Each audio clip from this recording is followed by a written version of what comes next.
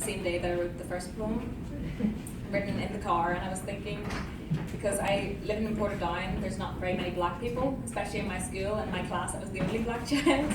And for our third year reading, we read To Kill a Mockingbird, which became quite awkward at times when the N-word came up. Everyone sort of looked at me and was like, So this is a poem that came out, I'm not in that class anymore, but it came out years later. And it's called Reading To Kill a Mockingbird in a Classroom of White Students.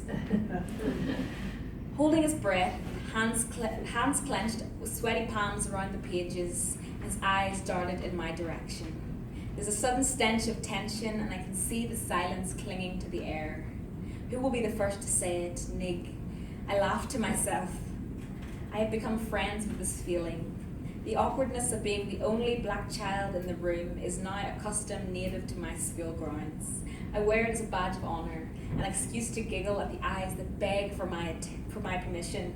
How funny it is, how times have changed. That word that used to taste like caramel in the mouth of a white man is now a rock at the back of the throat, ready to kill. While at home, my mother uses it like chewing gum, moving it around in her mouth, letting it touch the four corners of her cheeks. Sometimes it gets stuck in her teeth. Sometimes she hands it out, storing it in a pocket for a friend. And when she's done, when the taste is worn out, she'll spit it out. She'll wrap it up in a silk handkerchief and keep it with her, never littering. It's already made too much mess. No one wants that stuck on the bottom of their shoe, following them with every step. And suddenly I get it. That's the scary part. Remembrance is the fat black elephant in my white painted classroom. How do you persuade people to hold on to a memory that they'd rather forget?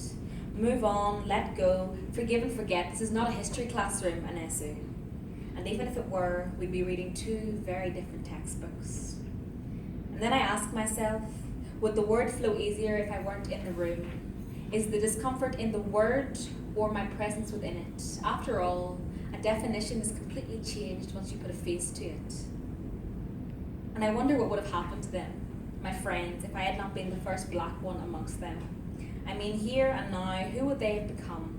Would they still know what I taught them, like how my hair is actually part of me, or the dark African history of Christianity? Would my friends still look at a map and see a country called Niger if I had not told her it was pronounced Niger? And in that moment, I am glad to have plucked out the seed of ignorance before it had time to grow into something greater. I mean, it's much harder to pluck out a tree of hatred. And even if I was just a guinea pig, a stepping stone into their future, I gladly become a monument if it means that the people in this classroom carry me in their memory. Let my face become the barrier that stops them from moving backwards. So I look at him and I nod, and he says it. Nigger.